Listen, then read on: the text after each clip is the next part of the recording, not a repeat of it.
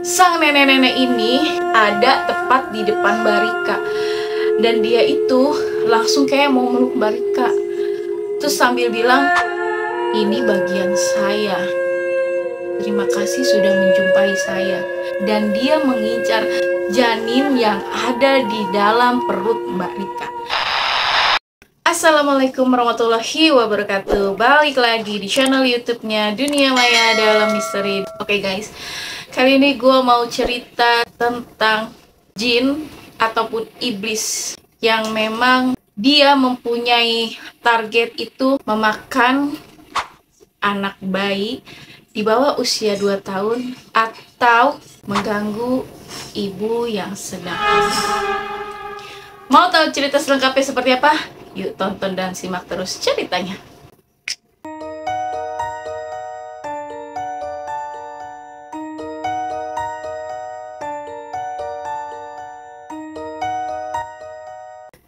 Guys, kalian pernah gak sih dengar kata pepatah orang tua dulu? Kalau misalnya udah mau maghrib, menjelang syuruk atau sanekala, pasti kita semua nih udah nggak asing lagi sama celotehan orang tua kita yang ngomong, "Itu tutup dulu pintunya, udah mau maghrib. Itu rapetin dulu jendelanya, udah mau maghrib." Pasti dari kalian ada yang emang udah denger setiap hari orang tua kalian tuh bicara atau nyeloteh seperti itu. Karena memang pada dasarnya jin atau setan itu bermunculan setelah terbenamnya matahari dan terbitnya rembulan, yaitu pada jam-jam setengah 6 atau jam 6 sore, tepatnya di waktu maghrib. Dan kisah ini berawal dari Kak Rika. Makasih yang udah ngirim DM di Instagram. Jadi setannya ini namanya Ummu Sibyan. Guys, kalian tahu gak sih, jin Ummu Sibyan ini sebenarnya sudah ada pada zaman Nabi Sulaiman. Dan jin ini itu memang targetnya itu memangsa anak kecil atau anak balita di bawah usia 2 tahun. Dan target selanjutnya yaitu ibu-ibu atau wanita hamil, guys. Dan konon katanya guys, jin dari Ummu Sibyan ini itu kadang bisa menyerupai gaun atau pakaian yang memang dijemur di jemuran.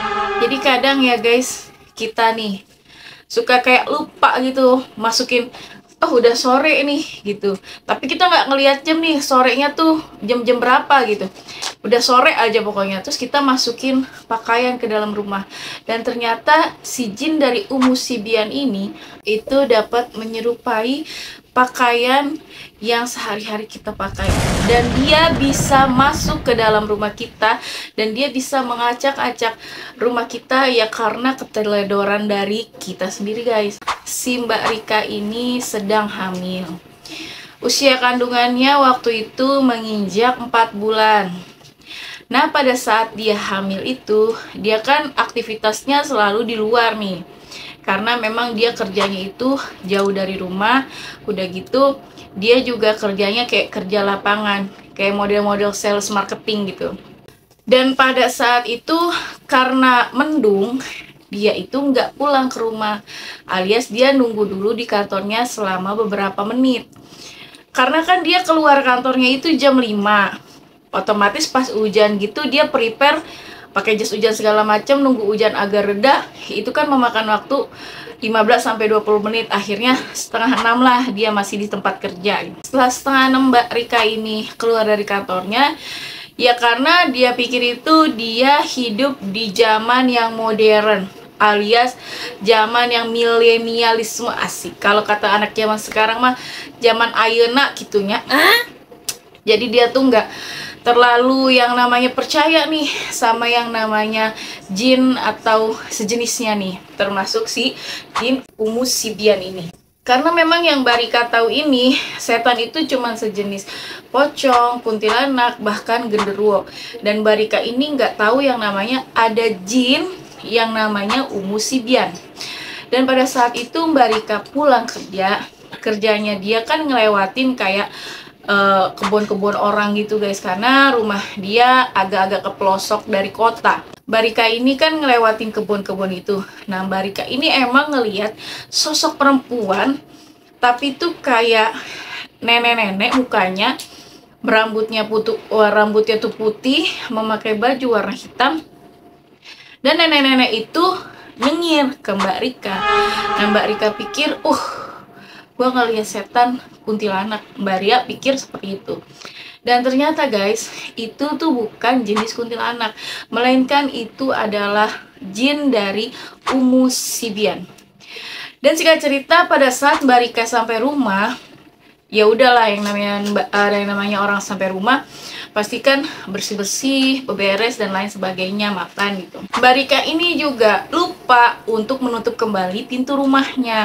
Alhasil setelah dia pulang kerja itu ya pintu rumahnya ya melongol gitu aja, nggak ditutup sama sekali gitu. Sementara dia sudah melakukan aktivitas di dalam rumah, contohnya seperti mandi, makan dan lain sebagainya. Karena dia pikir ya udahlah, dia ngelihat itu di kebun gitu kan, nggak mungkin juga ikut sampai rumah. Dan ternyata guys, si nenek-nenek yang Mbak Rika lihat itu, si jin dari Umu Sibian ini ternyata ikut ke rumah. Karena Mbak Rika pun tidak mengucap salam pada saat dia memasuki rumahnya guys. Suaminya Mbak Rika ini kan seorang security pabrik. Nah, dia kan pulangnya jam 10 sampai dengan jam 11 malam. Nah, Mbak Rika ini nunggu suaminya di kamar. Nah, kamar Mbak Rika ini kebetulan ada TV-nya. Jadi Mbak Rika bisa sekalian santai, kalau ketiduran ya bisa langsung tidur. Tapi guys, lagi-lagi Mbak Rika ini lupa untuk menutup pintunya. Alhasil dari Mbak Rika pulang kerja sampai dengan Mbak Rika masuk ke dalam kamar menunggu suaminya pulang, itu pintu masih melongo guys. Bukan cuma jin Umu Sibian yang bisa masuk kalau begini Mbak Rika, akan tetapi orang-orang jahat seperti perampok, pencuri dan lain sebagainya itu pun bisa masuk. Pulanglah suaminya di jam 11 malam. Suaminya ya kaget, ini istri gue itu udah tidur apa bagaimana, soalnya pintu di luar itu melongo. Pas suaminya masuk itu ternyata Mbak Rika sudah tertidur di kamarnya dengan posisi pintu rumah masih ngablak gitu. Nah, setelah itu suaminya nggak bangunin Mbak Rika, tapi suaminya langsung kayak nutup pintu, bersih-bersih, makan dan lain sebagainya. Setelah itu barulah si sang suami dari Mbak Rika ini masuk ke dalam kamar. Dan akhirnya kan Mbak Rika bangun nih, karena kaget kan suaminya itu pulang. Nah, terus Mbak Rika ngomong, "Kamu udah pulang ya?" gitu. Terus si suaminya, "Iya, tadi aku pulang kerja kaget karena ngelihat rumah itu pintunya melongo." Dan Mbak Rika bilang, "Ya ampun, astaga, aku lupa." Si suaminya Mbak Rika ini ngomong, "Besok-besok jangan kayak gitu lagi ya Mas, soalnya bisa mendatangkan mara bahaya. Contohnya kayak kalau ada maling masuk, pencuri masuk, kan kita nggak tahu." Karena pemikiran si suaminya Mbak Rika ini masih positif guys. Setelah itu tidurlah mereka. Dan pada saat tidur itu Mbak Rika bermimpi. Di dalam mimpinya itu dia menemui lagi sosok nenek-nenek yang dia jumpai di dalam kebun tersebut guys. Sang nenek-nenek ini di dalam mimpi, nenek-neneknya itu ada tepat di depan Mbak Rika. Dan dia itu langsung kayak mau meluk Mbak Rika. Terus sambil bilang, "Ini bagian saya. Terima kasih sudah menjumpai saya." Mbak Rika sontak langsung bangun guys pada saat itu. Pas dia bangun, dia kaget, dia bilang sama suaminya, dia cerita mengenai apa yang emang dia temui dan dia mimpi gitu. Dia melihat sosok wanita tua ada di kebun pada saat dia pulang kerja. Pada saat dia cerita sama suaminya cuma bilang, "Makanya kamu kalau pulang tuh hati-hati, bla bla bla segala macem." Akhirnya si suaminya ini bilang lagi ke Mbak Rika, "Ya udah, baca doa, kita tidur lagi." Gitu. Nah, setelah pagi berlalu, Mbak Rika kan mulai aktivitas kembali nih guys. Dia mulai bekerja lagi. Dan pulangnya pun sama seperti biasa, mendekati waktu maghrib. Karena perjalanan dari tempat kerja Mbak Rika ke rumah itu kurang lebih 1 jam guys. Jadi kan dia otomatis maghrib di jalan. Dan pada saat maghrib di jalan itu, Mbak Rika kan setiap hari rutenya ngelewatin kebun itu lagi nih guys. Dan setiap dia pulang, itu dia melihat nenek-nenek itu di bawah pohon yang pernah dia lihat. Jadi pohonnya itu tuh kayak pohon cipedak, itu gede banget.